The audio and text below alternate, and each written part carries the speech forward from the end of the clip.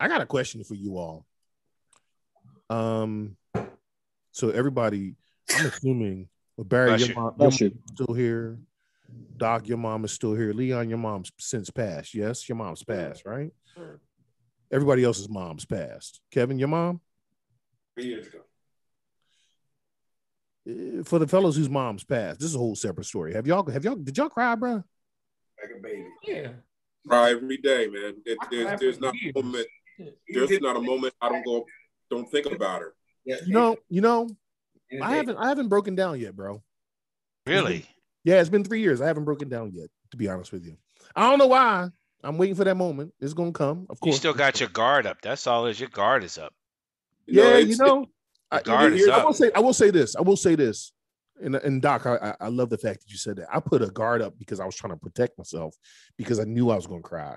Because when my grandfather passed, I cried for like 3 days, bro. Like straight. And ever since then, I was like, I can't cry no more like that. Like it was good, but it was I don't know. And so my mom passed, I was like, wow. Well, I don't think I have not like I should. But I have not. I did not. Probably will not. Because it's not. I'm not saying anything. I'm not saying it's because I'm this hard at. I'm not saying none of that. Because as soon as This Is Us comes on and there's a scene in this TV show, I'm weeping like a baby. My wife be like, "You so tough, but you so sensitive at the same time." So like, is that because the relationship? Is that because of the relationship you didn't have with your mother? I haven't been able to pinpoint it because like she was my biological, yes.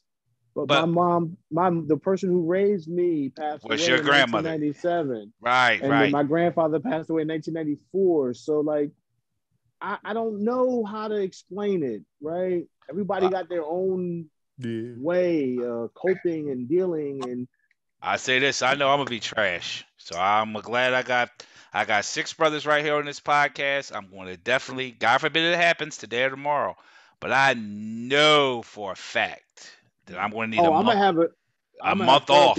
Easy. Nah, bro, I'm gonna have a therapist online for you. We're going. It's going to be a problem. It's going to be a real problem. I think you and I. Let me say this. I never met my father. You guys know that. My father was Clarence Peaks. He played for the Eagles, but I never met him. Right? Wait. I didn't know that. Is that right? Yes, you did. He told that story. Maybe I don't remember. My father was running back for the Philadelphia Eagles. Clarence Peaks. He went to Michigan State.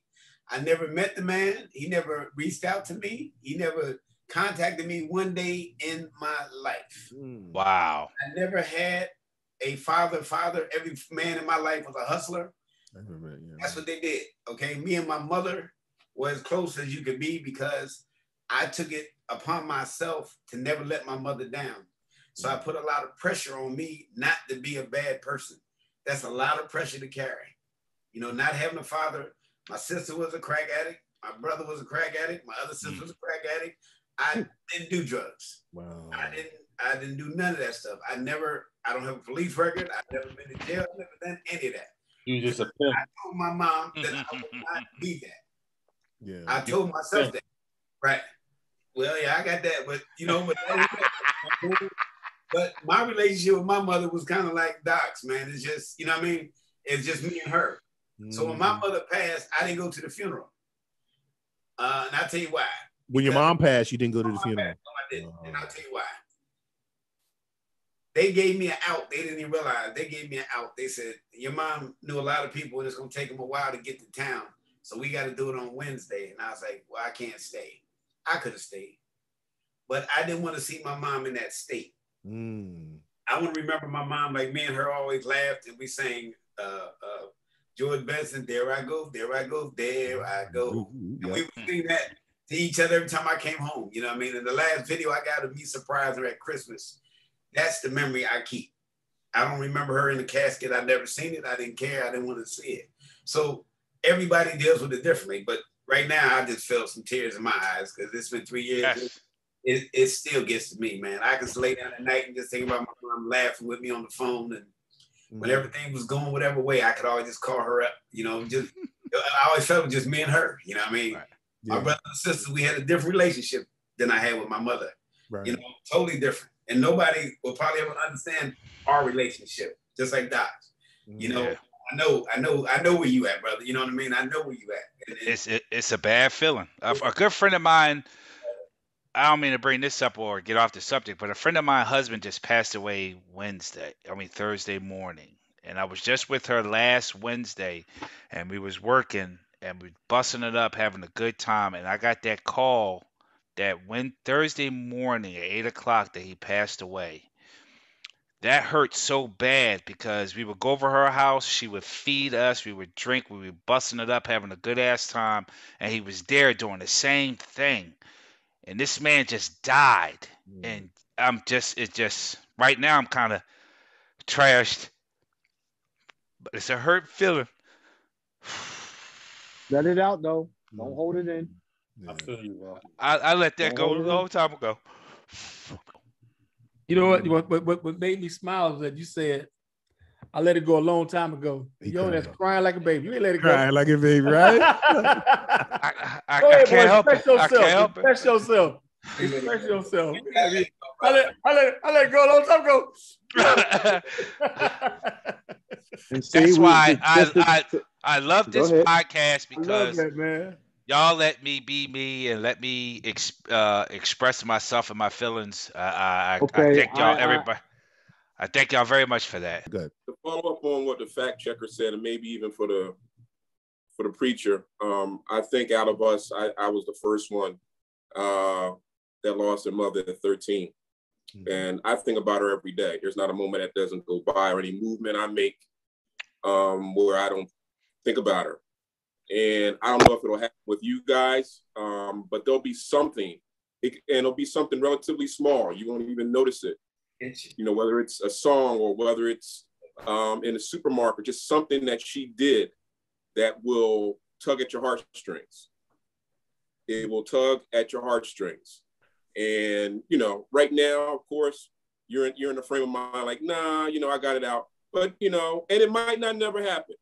Like I said, it happens differently for people. I know for me, every day I deal with it. You know, I always say, well, I wish she was here so she could see this and da-da-da-da. You know, I always think of myself as that 53-year-old orphan, you know. But I thank God, again, that he sent the woman that was my sister to finish a job that my mother started. So that was my heart. I lost at 13, man, and it's tough. It's tough. You know, the makeup of your identity changes.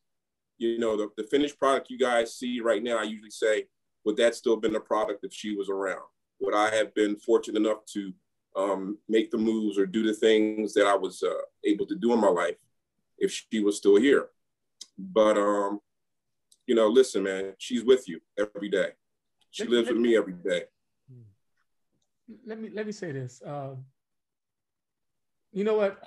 My relationship with God, I'm telling you, it helped me to put things in perspective.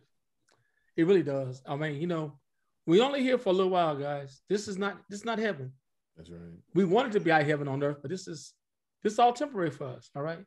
Now, don't get me wrong. I cry like a baby because I miss my mom, but I like to think that she's in a better place. Mm-hmm. And like my other mother, I was blessed to have too. Juanita, she died on Christmas Day. It's not a day I don't think about her. And I did the math. I was with my mom for 8, well, that's I was 18. But I was with Cindy's mom for almost 40 years. And we just had so much in common. Kevin Vance, you guys know, she was awesome, man. You know, so I think about it. I just keep it in mind that she's with God. You know, she's with God. They with God. You know, this is only a temporary thing. I went to see my brother because I was concerned about my brother. And I told him, I said, yo, man, I said, you need a relationship with God, man. I'm telling you. I said, he helped you put things in perspective. And, you know, my brother's straight up street. He said, I don't believe in no blonde hair, blue eye Jesus. I said, man, Jesus went blonde hair, blue eye. You need to read. Show yourself improved. Read. It helps you accept your mortality. And it helps you to appreciate time and space and people more, and how valuable a commodity of time is and relationship they have with people. It makes you appreciate it. Yeah. All I can say is my mom was a gangster. So all this sentimental stuff here, she ain't feeling none of that. Nah, y'all niggas, y'all that sentimental, that's nice. And I'm not trying to rain on nobody else's parade. I'm glad that y'all have that great relationship. Yeah. My mom was a gangster. If she was alive today, she would still be drinking her Southern. This woman survived cancer and still went back to smoking 2 packs of cigarettes a day. So she didn't want to hit none of that sappy stuff. My mom didn't go to no one's funeral. She didn't go to her father's funeral. She didn't go to her mother's funeral. That's the way she was. I don't do funerals. We lost 100 people in the family. She never went to none of them. So my mom is like, nigga, I wish you would, bro. I'll come down there and smack the shit out you. Yeah. Junior is here. Junior is here. See, all that stuff, that's all nice. My mother was the exact opposite. She was the opposite. Exactly. The reason why I can't play cards with y'all when y'all start busting up with cards, my mother didn't allow card playing in the house. She thought that was a form of gambling. I don't care whether it was old maid, okay? My mother did not allow any form of card playing. If you came to the house, my mother was there, you would hear gospels going, you would hear Aretha Franklin going, you hear all of that going, but you would not see no card playing, no cussing. And when it thundered and lightning, you better turn the lights off, turn them out, because God is handling his business. Yeah. I want everybody quiet. We could be sitting there watching good times. Why you lights off now then? Yep. We could be sitting there watching good times, and JJ about to get shot. You're like, whoa, whoa. And she will turn it off if the lightning's going off. Because God's doing his work. God didn't interrupt you, so you don't interrupt him. So that's what I got to say about that. My brothers. Video podcast.